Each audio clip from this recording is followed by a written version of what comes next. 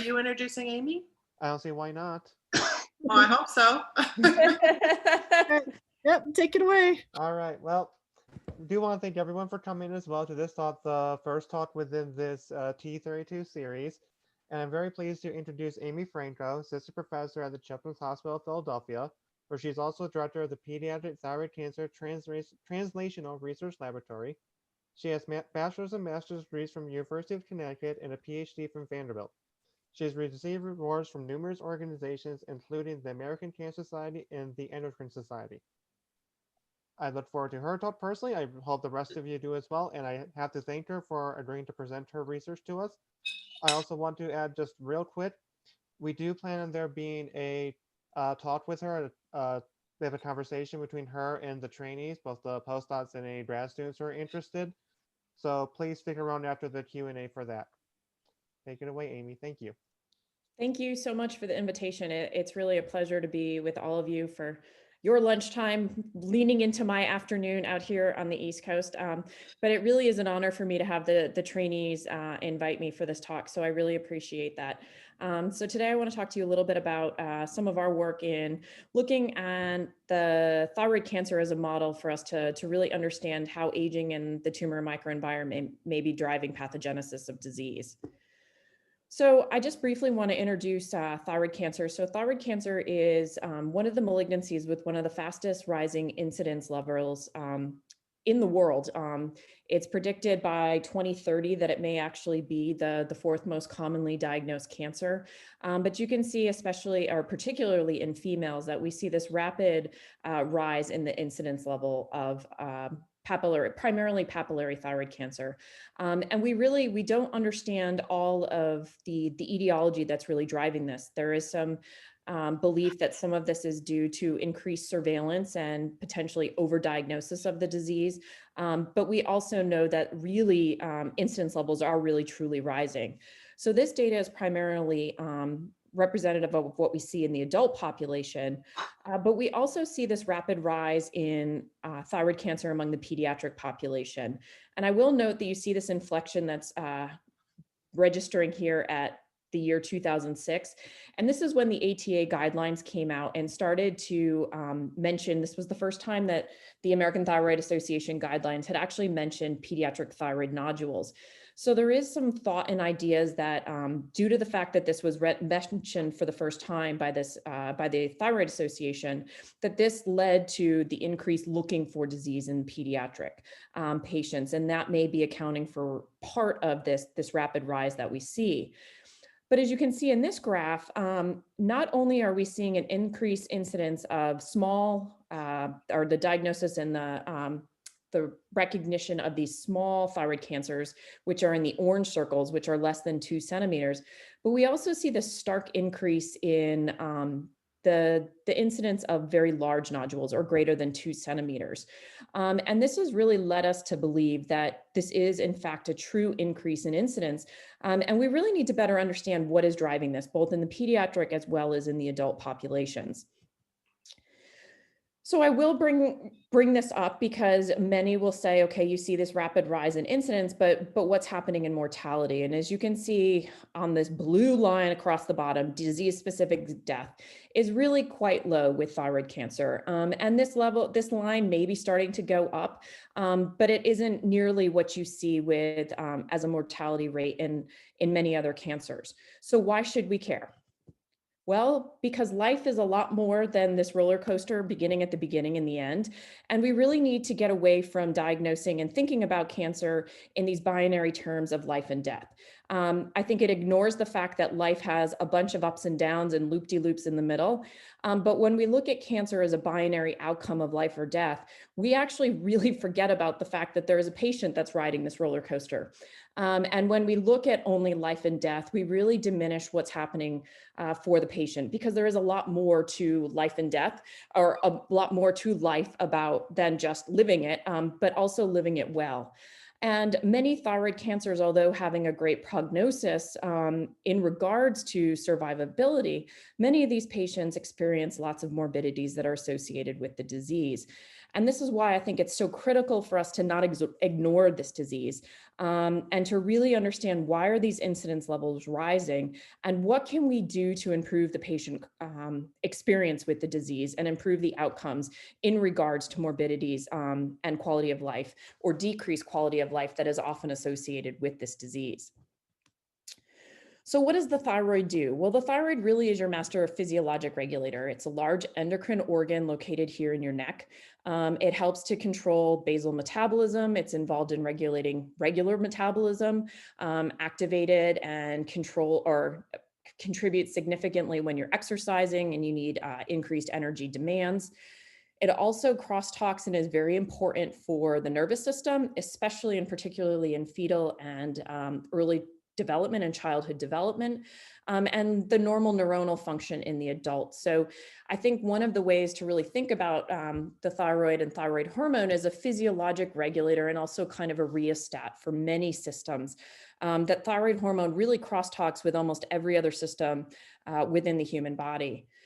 It's known to be extremely important in reproduction for regulating both normal female reproductive ability, and it's also involved in lactation. It's involved in the development and the musculoskeletal system, as well as just maintaining the musculoskeletal system and its function, both early during development as well as through adulthood and throughout the decades of life. And very importantly, the thyroid hormone is intricately related to heart and normal cardiac function. And with levels of thyroid hormone too high, you can have too high, you can have accelerated heart rate and cardiac myopathies that develop because of that. And with hormone levels that are too low, you can see this depressed state and depressed cardiac tone. So it really is critical for thyroid hormone levels to remain in a close homeostatic balance throughout life and throughout the day. And because of that, the thyroid hormone is very tightly regulated. So it is tightly regulated in this hypothalamic pituitary axis, in which the hypothalamus within the brain releases thyrotropin releasing hormone, or TRH. TRH in turn acts upon the pituitary, and the pituitary in turn releases TSH, or thyroid stimulating hormone. And TSH acts upon the thyroid and is a potent mitogenic activator of the thyroid, stimulating both its growth, but also more importantly, it stimulates the production and storage, or production and release of thyroid hormone. Primarily T4, which is the inactive form of the hormone, is produced, but the thyroid also is able to produce some T3, which is the active form of the thyroid hormone. So this thyroid hormone that is stored in, it is a hormone that is stored in the thyroid gland. T3 and T4 is found stored here in these nice follicles within the thyroid. And upon TSH stimulation can rapidly release thyroid hormone from these storages into circulation, and again, help to control and act as that rheostat and that physiologic regulator. Why is all this important? Because one of the mainstays for thyroid or treatments for thyroid cancer is removal of the thyroid gland, and thus removal of any of these endogenous activities that can lead to the storage and release of thyroid hormone. So this is just an H&E. Again, I think is a very pretty picture just to show a normal intact thyroid follicle. You see this nice single layer of thyroid follicular cells that line these colloid-filled follicles. So this is where your thyroid hormone would be stored, and again, can rapidly be released on demand through stimulation with TSH. So the thyroid gland can give rise to two types of malignancies. The first is these parafollicular C cells, which is a small subtype within the thyroid gland. They are responsible for releasing calcitonin, which is involved with calcium homeostasis. And these parafollicular C cells can give rise to medullary thyroid cancer. This is primarily a familial cancer or associated cancer. It's often passed between families. It's a very small subset of thyroid cancers. My lab really doesn't do a lot of work in this field, but I think it's important to note that medullary thyroid cancers also arise within the thyroid gland. What we're particularly interested in my laboratory is those cancers that arise from the thyroid follicular cells, or those cells that are producing thyroid hormone. And thyroid follicular cell carcinomas are subcategorized into two categories, differentiated and undifferentiated. In the differentiated category, they're further stratified into papillary or PTC and follicular FTC, follicular thyroid cancers. These types of thyroid cancers, the differentiated, are the ones that we usually associate with a very good prognosis in regards to mortality. Most of these patients will not die from their disease, but they do undergo this aggressive therapy, including removal of the thyroid gland, and oftentimes, or historically, oftentimes also radioactive iodine therapy. But again, the net result is loss of the thyroid gland. The other subcategory of thyroid cancers are these undifferentiated tumors. So even though these comprise a much smaller subset of tumors, they really only account for about 10% of thyroid cancers. These have a much worse prognosis in regards to mortality. Poorly differentiated thyroid cancers have a median survival of about 3.5 years, whereas anaplastic thyroid cancers, the survival is usually around 6 months. And unfortunately, for most of these cancers, we really don't have successful therapeutic options right now. There are ongoing clinical trials, both with you in Colorado at MD Anderson as well, looking at novel therapeutic interventions for anaplastic. But at the moment, we still really are in search of more efficacious therapies for these tumors. So it's time to start introducing some of the genetics and molecular events that drive both normal thyroid physiology as well as oncogenesis within the thyroid gland. Here is the thyroid, the TSH receptor. So this is a transmembrane G-coupled protein receptor bound within the membrane of the cell. And upon stimulation with TSH, the receptor activates and you see growth stimulation through CAMP, PKA, but this is also a trigger for the release of thyroid hormone. Additionally, the thyroid follicular cells are also regulated a lot by the MAP kinase pathway. And this is primarily through receptors tyrosine kinases and kinases bound to the cell membrane, where under normal circumstances would be regulated by the binding of a ligand to the receptor and thus leading to downstream activation of pathways. In thyroid cancer, as well as in many other cancers, we see mutations in many of these effectors, which leads to their constitutive activation, and they're no longer able to be turned off. Very common in thyroid cancers, we see activating mutations of the MAP kinase pathway, primarily in RAS, BRAF, as well as some fusion events. And we also commonly see activation of the PI3 PI3 kinase AKT pathway. But the net result of activation of either of these pathways is really unregulated growth stimulation and taking the brakes off of apoptotic signaling. So again, you just lead to rapid growth and unregulated growth of thyroid cells. So this is really kind of zooming into the MAP kinase pathway in a very oversimplification. This pathway probably isn't nearly as linear as we would like to imagine, or feed as cleanly into just phosphorylating ERK. However, for our case, we'll simplify this pathway. And what's become very interesting to us, we know from genetic events and genetic data from adult thyroid cancer, that RAS mutations are primarily associated with the development of FTCs, or these follicular thyroid cancers.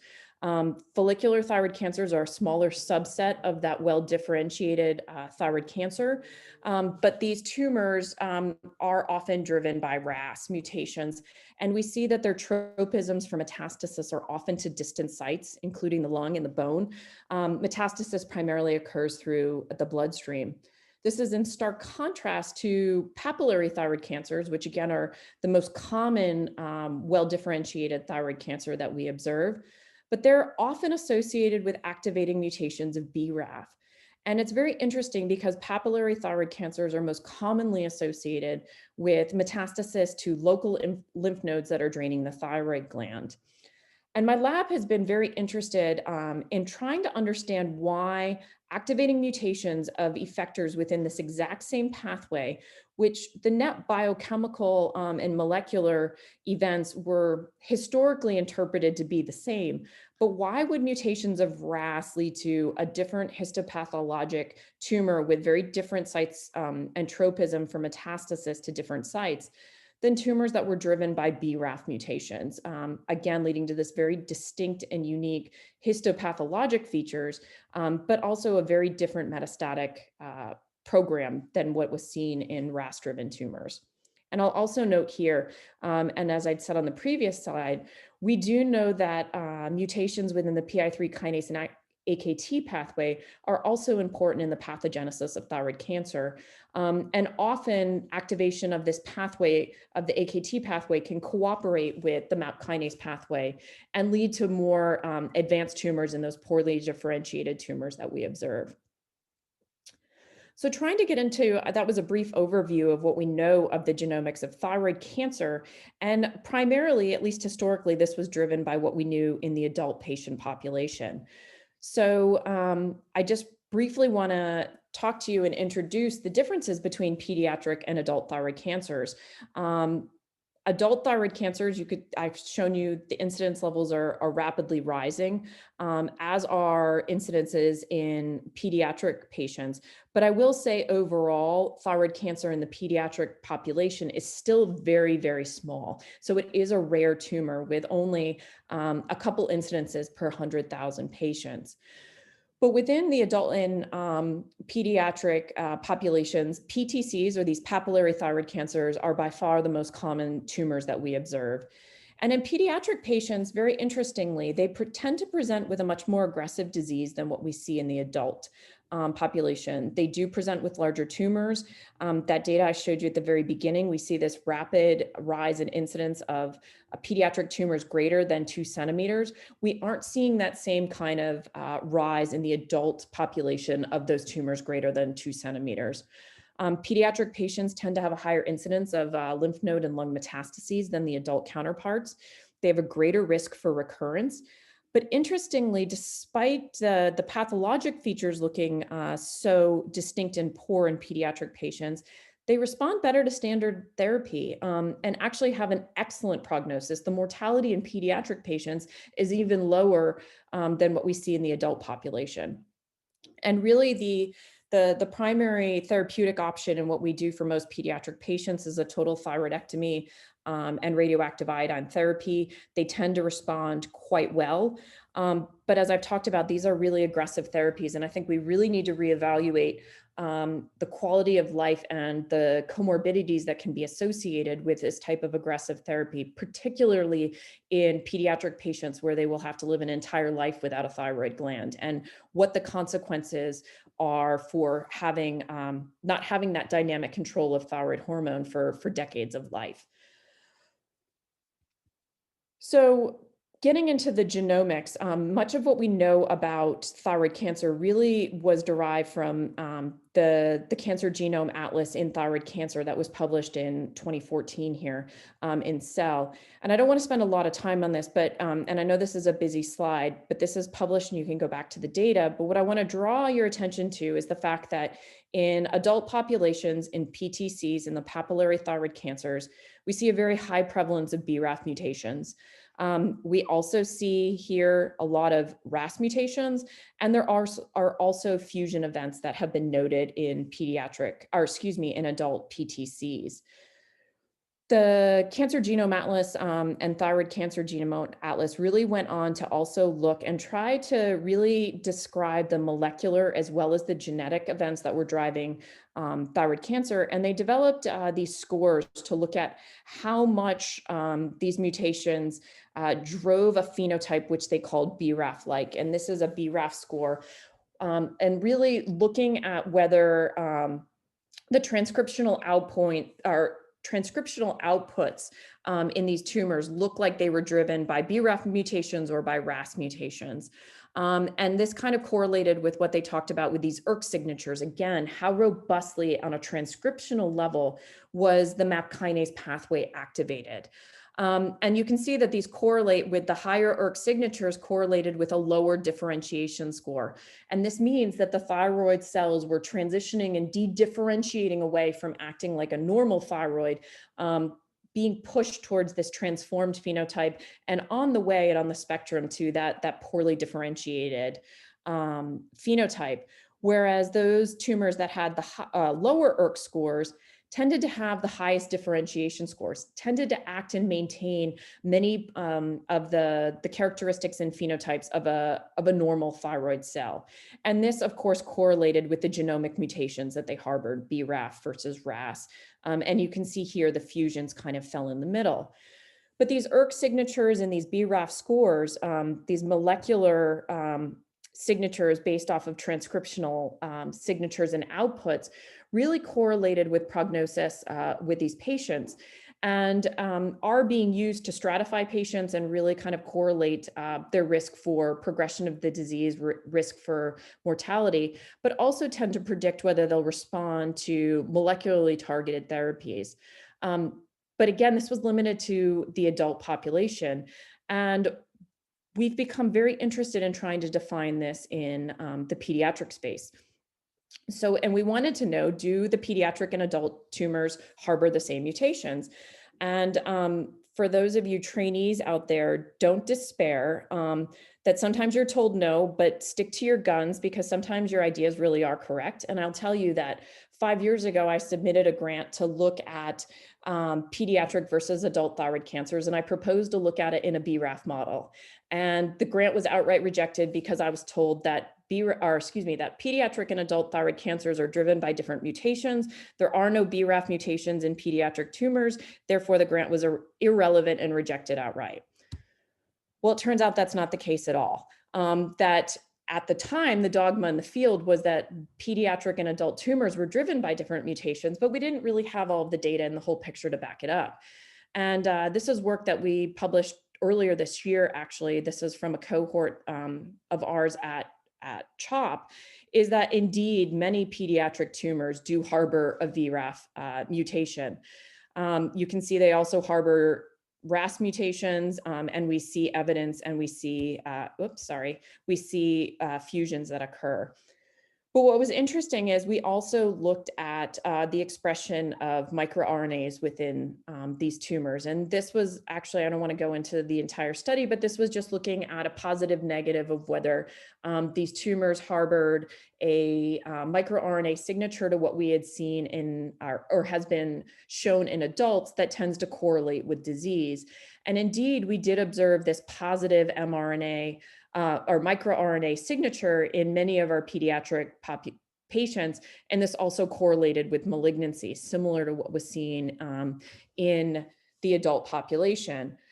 The study wasn't powered or specifically designed to look at the differences in the microRNA signatures between adult and pediatric patients, but we did see that the expression patterns were different, suggesting to us that there are in fact different molecular events or modification that's taking place in the pediatric population compared to the adult.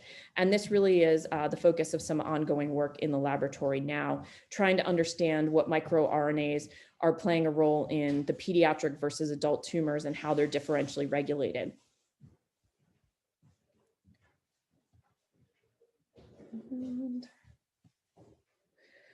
So with that as kind of a small cohort of starting to look at it, we wanted to take a much deeper dive and a more comprehensive look at the genetic drivers within thyroid cancer in our pediatric population. And for this, we used both our CHOP comprehensive solid tumor panel. So this is a panel that our genomics and pathology department has developed. And it uses targeted exome sequencing as well as anchored multiplex PCR technology to look for both mutations as well as fusion events that are driving thyroid cancer and any tumor. We actually use this in all tumors at CHOP. And then also used a commercially available targeted platform that's been used in thyroid cancer in the past and has been validated in adult populations, again, looking for a targeted number of mutations and fusion events commonly seen in thyroid cancer. So we looked at 133 pediatric tumors characterizing them with these two different panels. And again, similar to what I showed you from the adult population in the Cancer Genome Atlas, we looked at gender, all of these different demographics, and then looked at the presence of these different fusion events as well as mutations. And this is work that really has been spearheaded by a very talented postdoc in my laboratory, Julio. But what I want to draw your attention to is that in the pediatric population, we saw a very high prevalence of fusion events. This has been previously reported. We know fusions are common in pediatric thyroid cancer. But you can see we also identified a significant number of BRAF mutations in this cohort, and we also observed some RAS mutations in this cohort. And it's difficult to see up here, but we did then, similar to what had been done and the approach taken with looking at these BRAF-like or RAS-like signatures in the adult population that correlated with metastasis spread and prognosis, we wanted to see whether these mutations may correlate with metastatic spread and potentially with progression-free survival or regression of these tumors in the pediatric cases. So we first looked at lymph node metastasis, and this is data that we're putting together right now for publication. But what we found was that the presence and harboring of these fusion events was significantly correlated with increased lymph node metastasis.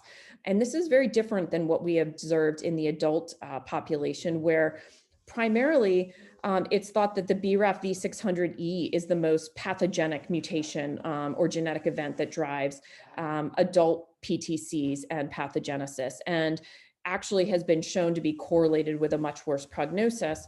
But we did not observe that in the pediatric population. It really seems that these RET and NTRK driven fusions or fusion events really drive the more severe disease.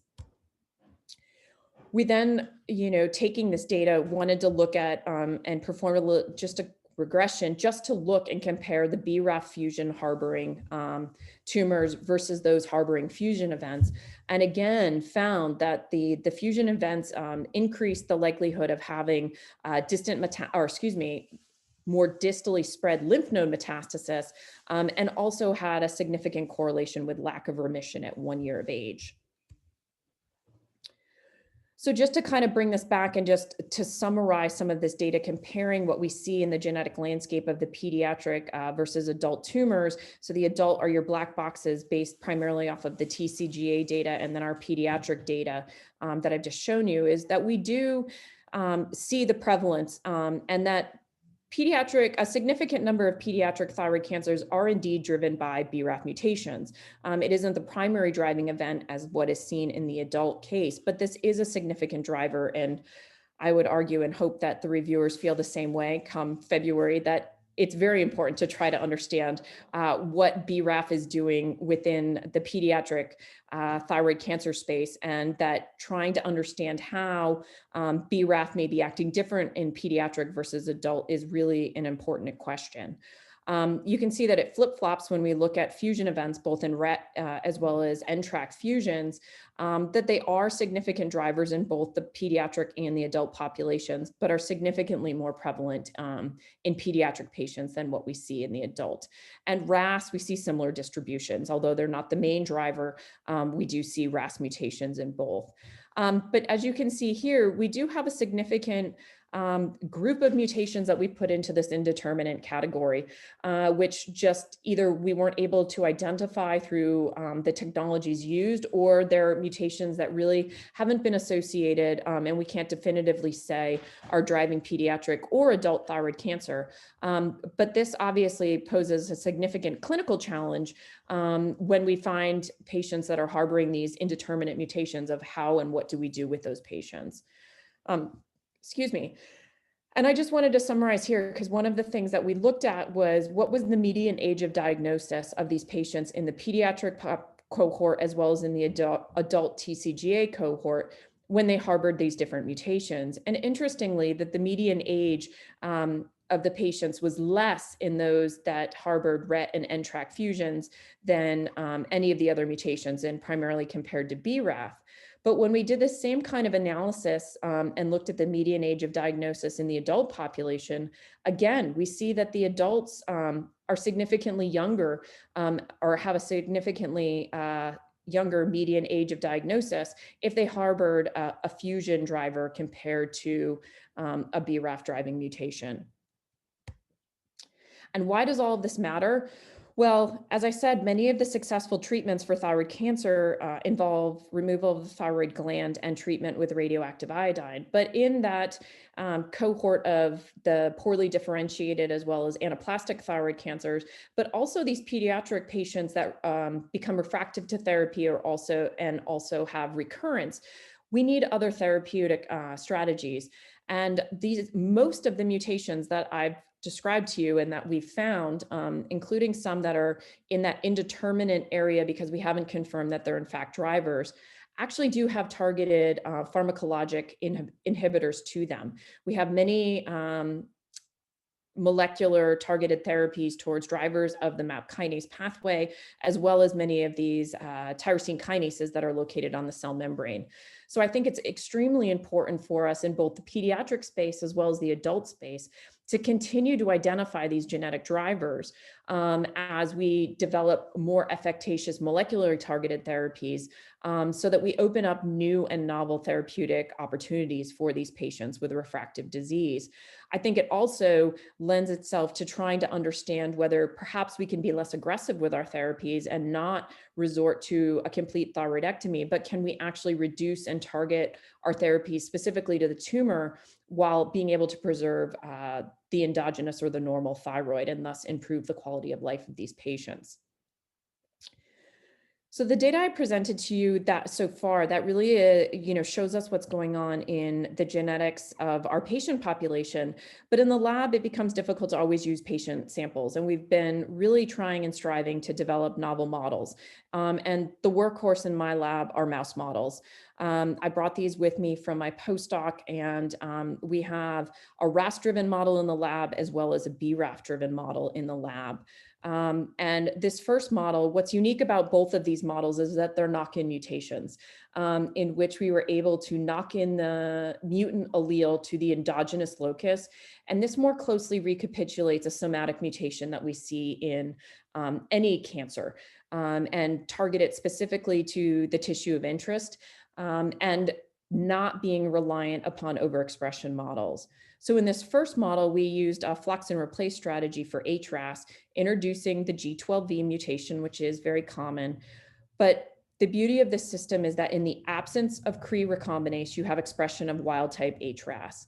In the presence of a Cre recombinase, and for us, we use the thyroid peroxidase or TPO Cre, this is targeted specifically to the thyroid gland, we can take away this wild type allele and thus express the mutant allele, again, off the endogenous locus. This is a knock-in so that we have just a single copy of this mutant allele, much more similar to a somatic mutation that would occur randomly in tumorigenesis.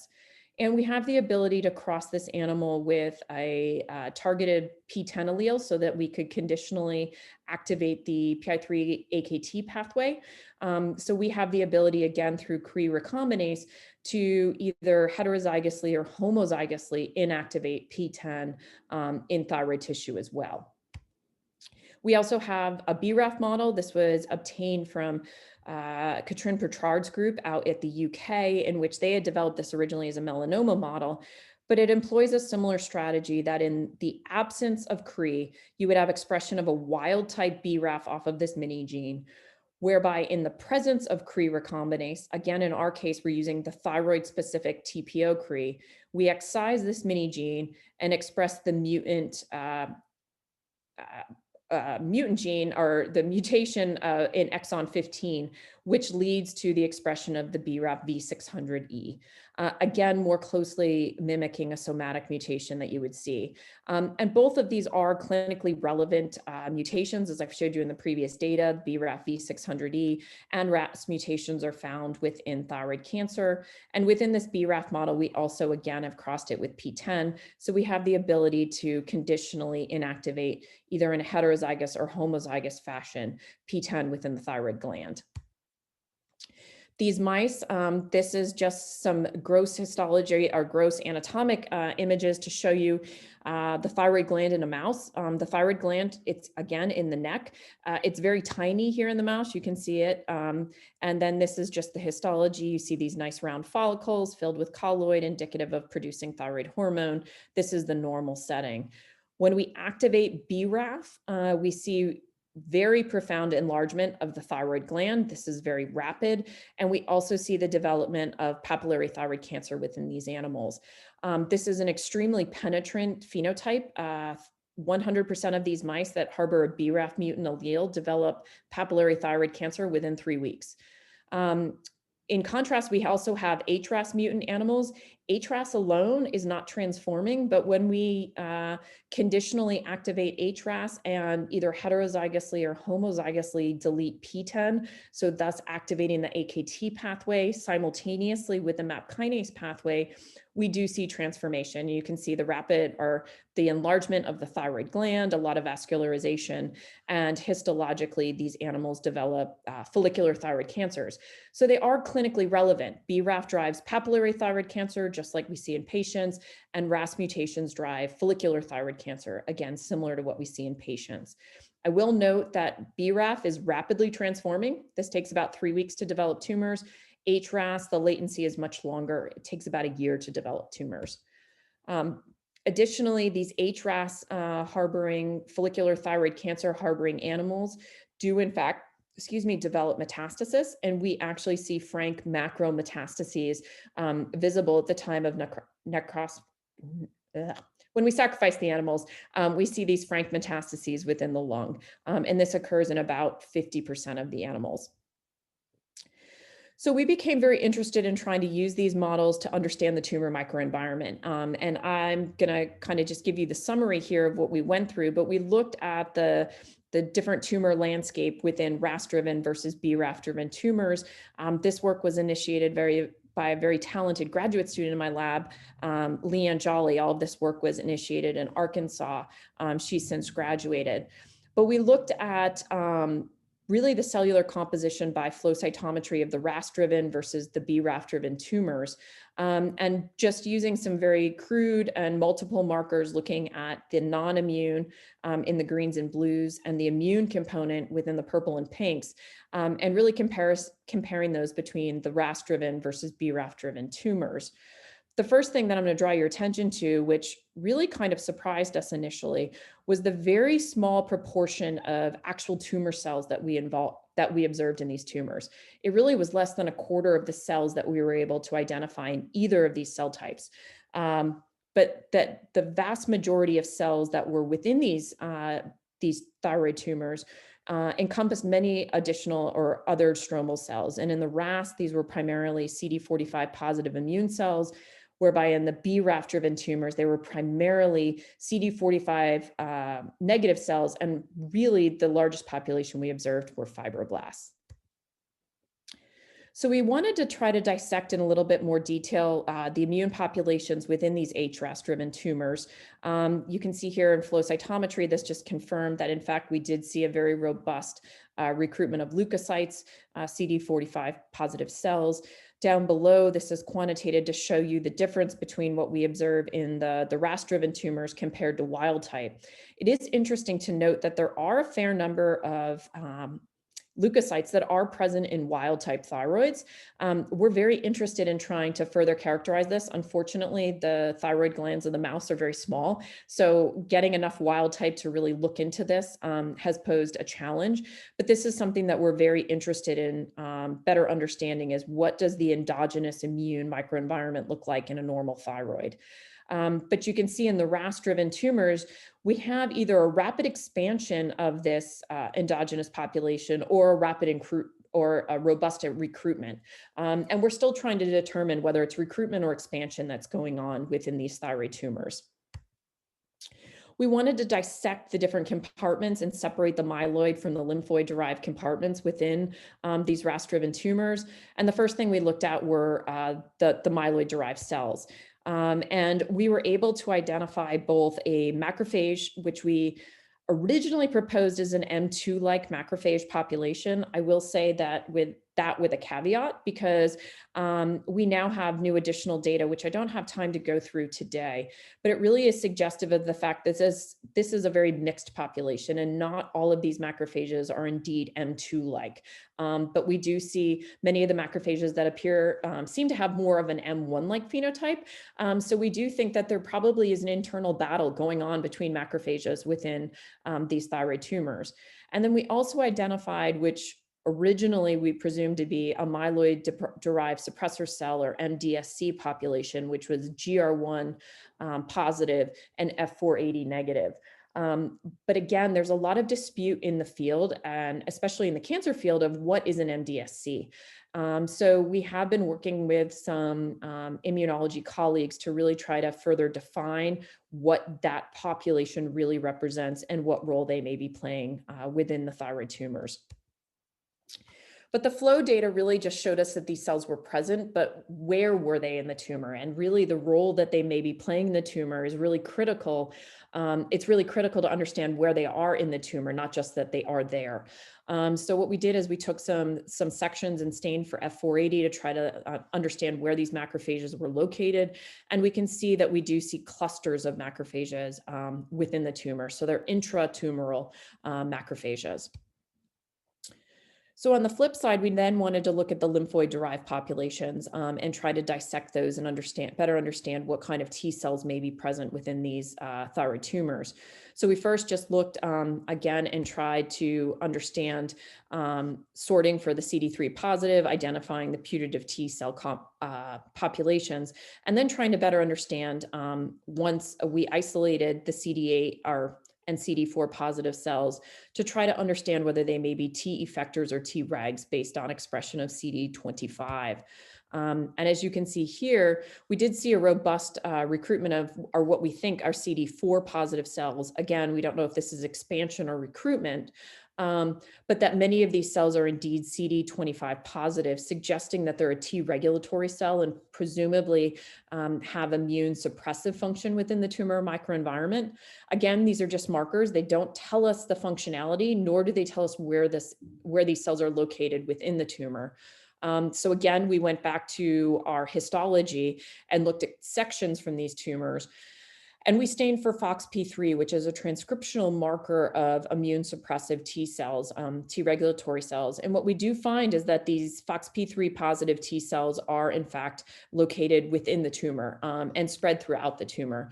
So suggesting that they have this immune suppressive phenotype within the tumor microenvironment.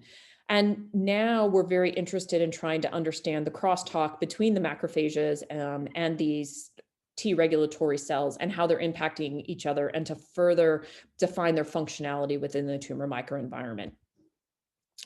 So just to briefly summarize what I've got data I showed you, and then just summarized with our flow cytometry characterizing the BRAF tumors, but we have developed mouse models that I believe are clinically relevant, harboring clinically relevant genetic drivers of thyroid cancer, whereby the RAS tumors lead to the development of follicular thyroid cancer, similar to what we see in patients. And we see a very robust immune suppressive tumor microenvironment that develops or is expanded within these tumors. And we believe that's what's promoting follicular thyroid cancer progression within this model. In contrast, our BRAF tumors and BRAF-driven animals lead to the development of papillary thyroid cancer, very similar to what we see in patients. And the BRAF and data I haven't had time to show you all of, but that they lead to either the robust recruitment and or expansion of a fibroblast-rich tumor microenvironment, creating a lot of fibrosis, collagen fibers, a very dense extracellular matrix, which we think is promoting and driving PTC progression within these tumors. So similar to what we see in the patients, that the mouse models do recapitulate RAS driving FTCs, BRAF driving PTCs, and lead to very different tumor microenvironments. So in the end, in the last few minutes, I want to bring this back to age because, I've shown you that the pediatric and the adult populations harbor many of these similar mutations, but the pathogenesis of the disease is very different. So if it's not the mutations that are different, then it's age, or it seems to be that age of the patient or the host in the case of the mouse must be driving the differences that we see in the pathogenesis of disease. And how can we start to dissect that? And we've become very interested, kind of take a couple different pronged approach, but have been very interested in how the aging tumor microenvironment may be driving the different types of disease. And we are looking and trying to address all components of the microenvironment, the immune cells, as I've described in the RAS model, but then also looking at the role of the extracellular matrix, how this may be remodeled and changed during different ages, and how these different networks foster the development and maybe differentially regulated between pediatric versus adult populations. And one question that I'm just going to briefly introduce is we've become very interested in trying to understand and dissect the difference between the age of the tumor cell versus the age of the microenvironment or the host, be it the patient, the age of the patient, or the host when we are able to introduce these cells into a mouse. And through this, what we've been able to do is we've been able to derive stable cell lines from both of our tumor models, both the HRAS as well as the BRAF-driven model. We isolate the tumor cells out of these thyroids, grow them in vitro, and we've now, through a variety of tests, confirmed that we do have stable thyroid tumor cell lines from each of these models. Both of these models were derived on a 129 SVJ background. And because they're on this congeneric background and these tumor cells are of that background, it allows us the opportunity to reinject these cells into wild type recipient mice. So now, instead of having to use an immune compromised animal, we can use an immune competent animal and hopefully start to look at the recruitment of stromal cells, including all of the different immune cells that may be recruited in response to these tumors. So we can inject these stable cell lines into the hind flank of our mice. And now we can both change the age of the tumor cell. So how old was the mouse that developed a tumor? And then we can also adjust the age of the recipient and whether we inject into a young mouse or an older mouse. So we know that patients are stratified, they're pediatric, middle-aged, or older than 65, this older population, which has a poor prognosis. And we can utilize mouse equivalents for these ages, looking at very young pediatric mice, middle-aged, and then aged mice over 15 months. And the first experiment, just to indeed show that these models work and that the subcutaneous tumors would actually lead to microenvironmental remodeling, because remember, we're only injecting the tumor cells. This is just a summary looking at the recruitment of the T cells. In this top panel represents the 1-year de novo tumor. You can see robust recruitment of CD11B positive cells, the RT cells, and CD4 positive. This is in contrast to the tumors that develop over 8 weeks, and these were in result to the subcutaneous injection of the tumor cells, and very similar to what we see with those de novo 1-year tumors. We see this robust recruitment of T cells into the sub-Q tumors. So utilizing this model, now we've tried to look at what happens when we inject tumor cells of different aged host animals. So we have BB57, which was a tumor cell line derived from a 4-week-old animal. This is a BRAF positive animal, versus BB1845, which is a cell line that was derived from a 32-week-old animal, again, in the same genetic BRAF PTC background. And what we did is we took, and this time we changed the age of the tumor cells, but we kept the age of the host consistent. So we took these tumor cells and injected them into either 5 recipient male or female animals. All of the recipient mice were 16 weeks old, and then we tracked tumor development over time. This is work that's all been done by a very talented technician and master's student in my laboratory, Grace Purvis.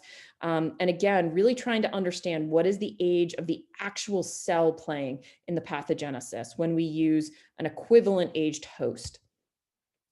And this is a busy slide. I just want to walk through really fast because I know we're running short on time. But this upper line represents the young cell line. So this is the BB57 cell line that was derived from that 3 to 4 week old tumor. And the red line represents the old tumor harvested from that approximately 30 week old animal. And you can see initially these tumors and these cell lines behave very similarly in an equivalent adult host animal, that by day 9, we had 6 tumors from the young cell line, 9 tumors from the old cell line. But this is where it really started to change, because by day 19, we had 2 animals that were injected with the older cell line that had already reached humane endpoint, and the tumors were getting so large that we needed to humanely sacrifice these animals. By day 26, all of the tumors were actually receding that had been injected with the young cell lines. And we see that these tumors really are no longer palpable. And as we come through in the days 30, you see there's a couple tumors that are starting to regrow in the young cell line, but a very large number of tumors in this old time point that again need to be humanely sacrificed.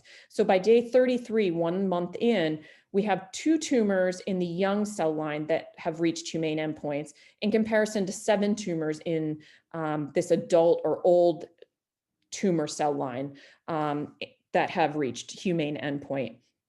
And at the conclusion of the study at day 70, when we sacrificed the animals, we did see that there were very tiny masses that may have been evident in the mice that were injected with the young cell line. But it really, by day 35, so half of the time, all of the animals that had actually indeed developed tumors in response to this older cell line needed to be sacrificed. So in conclusion, we found that the old cell line, 9 out of 10 mice developed large tumors that had to be sacrificed within about a month after injection, in stark contrast to the young cell line, where only 4 of 10 of these mice, 40%, developed tumors that reached a humane endpoint by an equivalent time frame. And even when we aged these for an additional 35 days, we did not see large tumors. So we've gone back and very quickly, we've started to look at differences between these cell lines. This is very preliminary early data, but what we can see is that in the old cell lines, we have much more robust activation of phospho-AKT compared to the young cell lines. Although it looks like their activation of the MAP kinase pathway and phospho-ERK levels are really quite similar. We've now looked at some of the expression of AKT and looked at AKT activation in the TCGA cohort. And interestingly, when we group these into younger patients versus older patients, we do see this trend that there's more activation of the AKT pathway in the older patients, similar to what we're seeing with these mouse cell lines. Now, this is very preliminary data, needs to be validated and confirmed, and we have independent lines to try to replicate this. But it is a very interesting to think that aging in and of itself may lead to increased activation of the AKT pathway within these tumor cells. We also looked, again, now kind of looking at prognosis of these patients, and this was going back to the TCGA data as well as publicly available data, just looking at patients in this well-differentiated cohort that harbored BRAF mutations. And you can see very interestingly, those younger patients have a much better prognosis and survival than those that are older. And we saw the exact same thing when you look at the poorly differentiated patients. So these patients have a worse prognosis to begin with, but when we stratify those patients harboring BRAF mutations by age, we can see that those patients, the older cohort, have a much worse prognosis than the younger patients. So this is trying to bring it all back together of mice and men. I've shown you a lot of clinical data. I think that we have a lot of valid mouse models that are allowing us to dissect and ask new and interesting questions. But the reality is that's still a mouse. And we need to bring it back to the patient. And unfortunately, fortunately, pediatric thyroid cancer is a very rare tumor, unfortunate for research purposes, because it makes it very difficult to have enough patients and a large enough cohort to really make firm conclusions and make sure that this data will be applicable to the patient population at large. We have a much larger cohort at CHOP than many others. I mean, even including the groups here are looking at pediatric patients and pediatric cohorts, but they're much smaller. And we really need to understand whether our CHOP cohort may be unique or whether it really is representative of pediatric thyroid cancer patients at large. And that's really led us to the development of this Child and Adolescent Thyroid Consortium. It's just getting off of the ground and is very much led by Amber at CHOP as our research coordinator. But this is going to be and is really the first consortium trying to put together all of pediatric thyroid cancer patients. It's a multi-center consortium right now with us, Boston, Sick Kids in Toronto. We also have MD Anderson, and there's a couple other groups, and always looking to recruit new groups into the consortium. But I think this allows us the opportunity to really get a robust number of patients and really make sure and validate that the results that we see and what we're doing in the laboratory is really representative and truly representative of the diverse patient population that we see across the country and across the world, and pediatric thyroid cancer survivors and patients. So I think that this is a really interesting and phenomenal initiative that's really going to allow us to validate the results that we're generating and make sure that they're applicable to the pediatric thyroid cancer population at large, and really is going to open up the opportunities to start to ask the questions that we know in the adult population that macrophages are associated with or correlate with poor prognosis. Is this the same in pediatric cases? Is it the same thing with the fibrosis and the recruitment of fibroblasts? We now hopefully will finally have the critical mass of patient samples and a large enough cohort that we can really start to draw some of these conclusions. And I hope ultimately really begin to make impressive improvements in the way we can treat pediatric thyroid cancer, and really hopefully design strategies that are less aggressive so that we don't have the same kind of morbidities that are associated with the treatments that are currently in play. And with that, I'd just like to acknowledge the members of my lab. I've tried to acknowledge those as we've gone along that have worked on the projects. And absolutely to Dr. Andy Bauer, who was instrumental in getting me to make the move to the Children's Hospital of Philadelphia and is my clinical counterpart.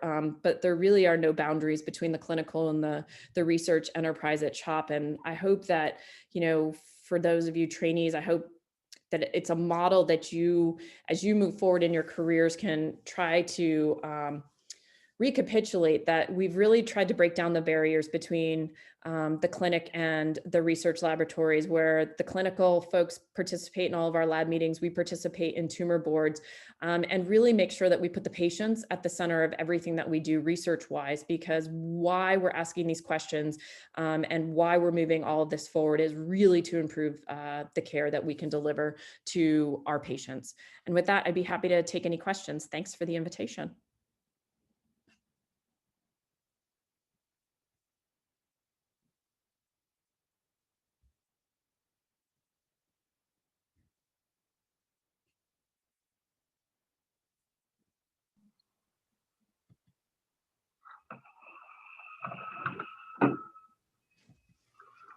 This is Nikita. I have one question. Yeah. In young versus old cell line experiment, I was curious if there is a chance that the older cell lines and all the tumors have acquired an additional mutations, and there is more time for clonal selection for more aggressive clones, and that's actually could explain more aggressive behavior when you put that tumor into the other animal. Yes, absolutely. I think that's an excellent point. What we're doing right now is we do have additional cell lines. So we're going to try to recapitulate this, but we also are now working to try to develop, we have it at least in the, we developed this with human using the N-Thyroid cell lines. We've now tried to develop and introduce through transfection some of these mutations so that we can keep age equivalence. What we want to do is the same thing and use, CRISPR-Cas9 so that we could use pediatric and start with the exact same cell line and introduce these so that we actually can overcome exactly what you're talking about, of just the fact that we may have clonal selection and additional mutations that are acquired over time. This is one of the challenges that we're facing, is to compare and trying to understand that. And that's why, we've really focused on trying to keep at least one thing consistent, whether it's the cell line or the age of the host in each of these experiments, and then doing the different perturbations. But it's an excellent point, and something that we are trying to address and make sure we have as valid a model and validate it with additional cell lines and add those to the cohort. Thank you, Amy. Hey, Amy, this is Brian. Very, very nice talk. Thank you so much for doing this. Because my first question was similar to what Nikita had about the age of the host versus the age of the cell and tumor, and you've answered that. The other thing I wondered, you had some kind of interesting data on the age of people, both the kids and the adults, with the fusions and how fusions work. Are you moving it all into animal models of fusions? I know Sissy Chang had that, overexpression of RET PTC1 model. Are you exploring that at all? We're trying. So we are getting the NTRK3 ETV6 NTRK3 model that was used in, it's a knock-in model that was, it's like, now I can't, no, it's the lock, stock, locks. It's not a flux and replace. It's a lock, stock, locks that we're trying to import right now. It was used in some of the pediatric models of different leukemias. It was also used as a breast cancer model, but we're going to try crossing it with the thyroid specific and looking into trying to develop, instead of going with the overexpression, but trying to develop the RET PTC as a knock-in somehow, so that we can look at endogenous expression versus the overexpression. Mm-hmm. But yeah, no, that's it's an excellent point. And right now we're actively trying to derive pediatric cell lines, so that we can both have patient as well as the mouse, pediatric versus adult cell lines. Again, there's the caveat of what has been acquired as additional mutations and clonal selection. But until we start looking at them, we just won't know. And luckily, through the close collaboration, we have been able to start to derive pediatric cell lines from pediatric tumors for the first time. From the patients. Mm-hmm. Mm-hmm.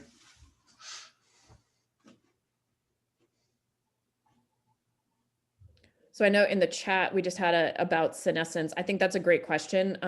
We don't know how much of a role senescence may be playing in the older versus the younger, but this is something that we're very interested in asking. And I think it also, especially as we see the recruitment of a lot of fibroblasts, particularly in the BRAF driven models, I have not looked at enough of the pediatric patients yet to understand whether their BRAF driven pediatric tumors have as fibrotic a response as what we see in the adult.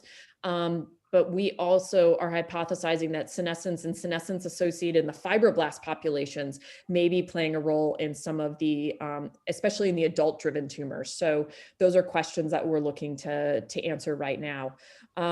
One of the things that I'll tell you, and it kind of starts to get to this idea, it goes back to the mouse and the old versus the young cell lines. The data that I showed you in those growth curves, we're using an adult host animal. We've now done those exact same experiments using a pediatric host animal. So those animals were injected with the tumor cells at 3 weeks of age.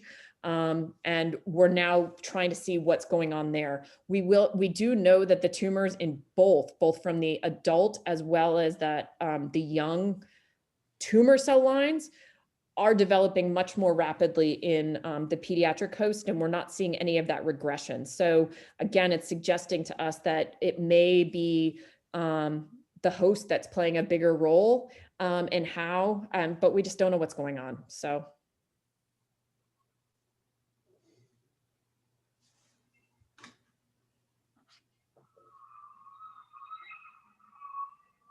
Any other questions? Don't see any in the chat. Yeah. There's not anyone has any more questions. We can then move to the next portion of this, where we have planned a discussion between Amy and trainees.